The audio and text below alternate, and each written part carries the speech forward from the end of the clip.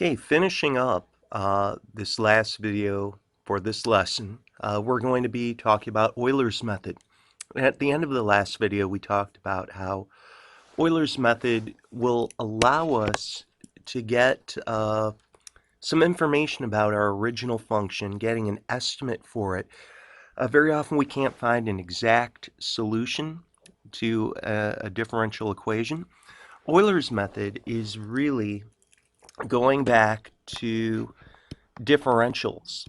And in differentials, we learned that we could talk about the change in y on a tangent line. And we had this wonderful formula, dy, the change in y on the tangent line, was equal to the derivative f prime evaluated in an initial value of x times the change in x, delta x. And what you can see is this dy is going to, if we were to look right over here at this picture off to the left, let's say that we begin at a given x naught, y naught. We begin at a point on the curve. If we were to slide over delta x, and if we were to move up on this tangent line, we would arrive at a new point using this change in y, or dy.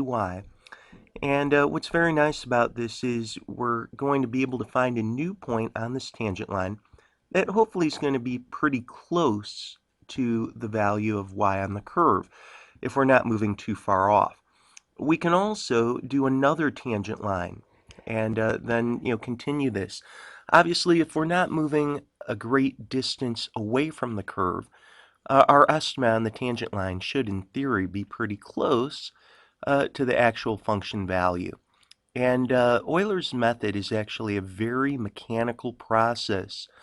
And we might see, for this example 6, that we could have a differential equation where we might not be able to separate the variables. We might not be able to solve for what y would equal. But let's just say that we know for a fact that we have a given point on the original curve. Let's say it's 2 comma 0, f of 2 equals 0. We can use Euler's method to approximate, say, what f of 2.6 would be. And from here, it's kind of nice. We're making a little table. We're going to always start off with an x comma y. And in this case, we're starting off with 2 comma 0. We're going to use this differential idea, use this differential equation. Dy dx is x plus y. So our dy dx here is actually going to be our x value of 2 plus a y value of 0. We could say very quickly that this is 2. Now let's just say that we're moving delta x of 0.2 to the right in this instance from our original point. And this is going to be fixed, this delta x. We're always going to have this to be 0.2, equal increments of 0.2. Well, like I said earlier, if you went back to your notes on our differential lesson, we had dy was equal to f prime of x naught times delta x. Really what the author and all authors pretty much do is, at this point, they'll call dy delta y. And they'll say, let's look for a change in y.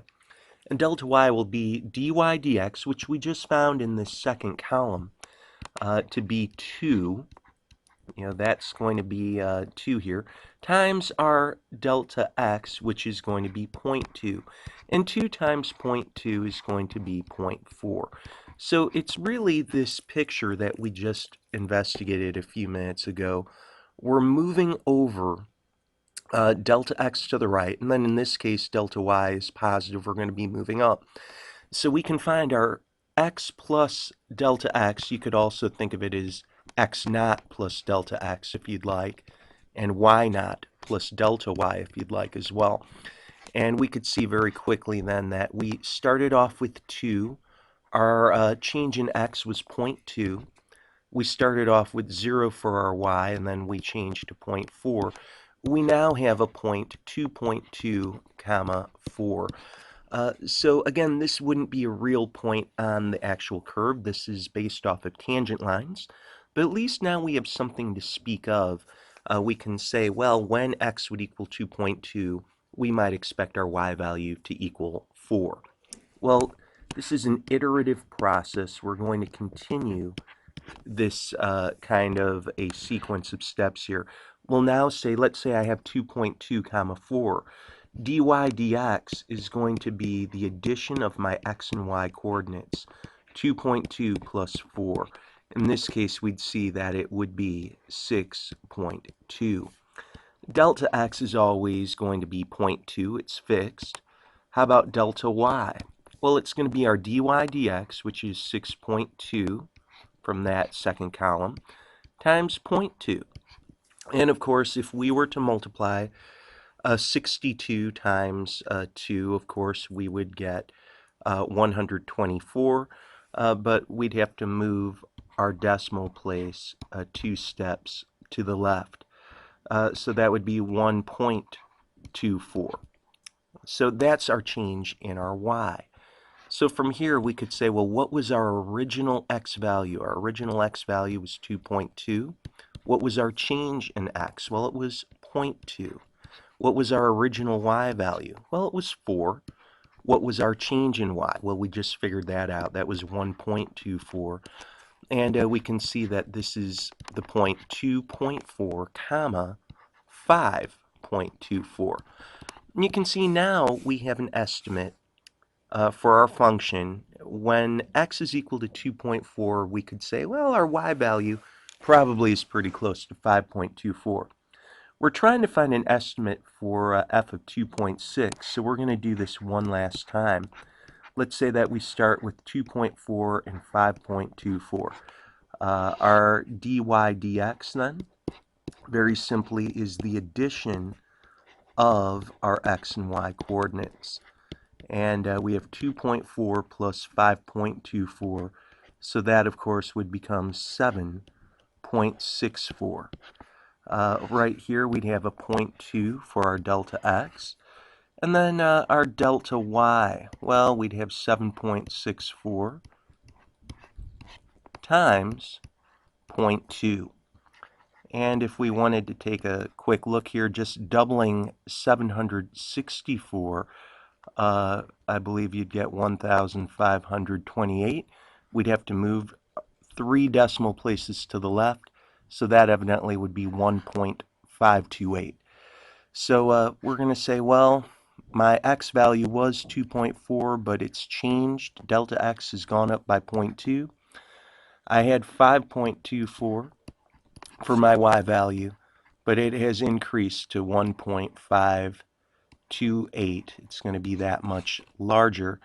And then, of course, we can see, well, now I have something to speak of when I have 2.6. We can very quickly come up with a value of, it looks like 6.768, I believe. So we can say f of 2.6 would be approximately 6.768. So at least we'd have an estimate for that function at that given x value. Euler's method is very, very mechanical, as you can see. Just one minor, real quick adjustment for example 7. Pretty much the same exact kind of a process. Let's say that you might start at 2 comma 3, but you might want to move to the left. Your delta x can be negative. Let's say we wanted to use Euler's method with 2 equal steps, meaning we'll move from x equals 2 to x equals 1.8. We're going to go down 0.2 steps, in other words, move down 0.1 each step then. Delta x would be a negative 0.1, and of course this is always fixed. So I just wanted to speak out that your delta x can be negative, and it shouldn't shock us that that can happen. We can move right or left, graphically speaking. Dy dx, in this case, we could say, well, our dy dx would be 2 times x minus y, 2 times 2 minus 3, that's 4 minus 3. We get a nice friendly dy dx of just a 1. Our delta y then would be our dy dx of 1 times a negative 0.1 And very quickly we finish with a negative 0.1. Our x value is 2, but of course now I'm adding a negative 0.1. I started off with a 3, and I'm going to again add a negative 0.1 as well. That will give us 1.9 and 2.9. And then we just have to iterate one more time to go through this Euler's method through one more process so that we can have an estimate for 1.8. This might be a little bit messier because of some of the decimals. You can see we'd multiply 2 times 1.9 minus 2.9. We'd still have a negative 0.1, but hopefully you get the idea as to what's happening here. 2 times 1.9 is actually going to get us 3.8, and 3.8 minus 2.9. Well, hopefully you can see our dy dx here is actually a positive value of 0.9, it looks like. So delta y is going to be 0.9 times a negative 0.1. It looks like that's going to be negative 0.09 then. Finishing this up, we'd say we started with an x value of 1.9. We'll add negative 0.1. We started with 2.9, but then we're going to add a negative 0.09, leaving us with 1.8, and then it looks like we'd be at 2.81. So f of 1.8 would be approximately 2.81. For this assignment, we're going to be working on the Euler's worksheet. We'll be doing 4 through 56 every other even, or another way of saying that, the multiples of 4. Hope all of this is going well for you.